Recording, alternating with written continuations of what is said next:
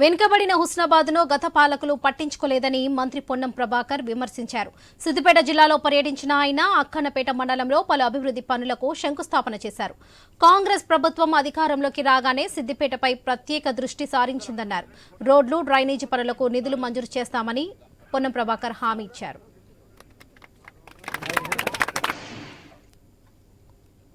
నిర్లక్ష్యానికి గురైనటువంటి హుస్నాబాద్ గ్రామీణ ప్రాంత నియోజకవర్గానికి గౌరవ ముఖ్యమంత్రి గారి సహకారంతో, ఉప ముఖ్యమంత్రి గారి సహకారంతో, పంచాయతీరాజ్ శాఖ మంత్రి సహకారంతో గ్రామీణ ప్రాంత ముఖ్యంగా లంబాడి తండాల రోడ్లన్నీ పూర్తి చేసే ప్రక్రియలో భాగంగా నిన్న కోహెడ, చిగురుమామిడి, ఈ రోజు అక్కన్నపేట, హుస్నాబాద్ మండలాల్లో కొన్ని శంకుస్థాపనలు చేసుకుంటా ఉన్నాం. కాక ఇంకా కూడా కొన్ని రోడ్ల నిర్మాణం అవసరం ఉంది. తప్పకుండా వాటిన్నింటినీ కూడా తొందరలో మంజూరు చేసుకుని హుస్నాబాద్ వెనుకబడ్డ నియోజకవర్గానికి సంబంధించి ప్రతి గ్రామంలో రోడ్డు సౌకర్యం ఉండే విధంగా, త్రాగునీటి సమస్య లేకుండా ఉండే విధంగా, విద్యా వ్యవస్థ పరంగా, వైద్య వ్యవస్థ పరంగా, ఉపాధికి సంబంధించిన అనేక రకాల అంశాలకు నేను ఇక్కడ స్థానిక శాసనసభ్యుడిగా, మంత్రిగా ప్రజలందరికీ సహకారం అందించేటువంటి ప్రయత్నం చేస్తా ఉన్నా.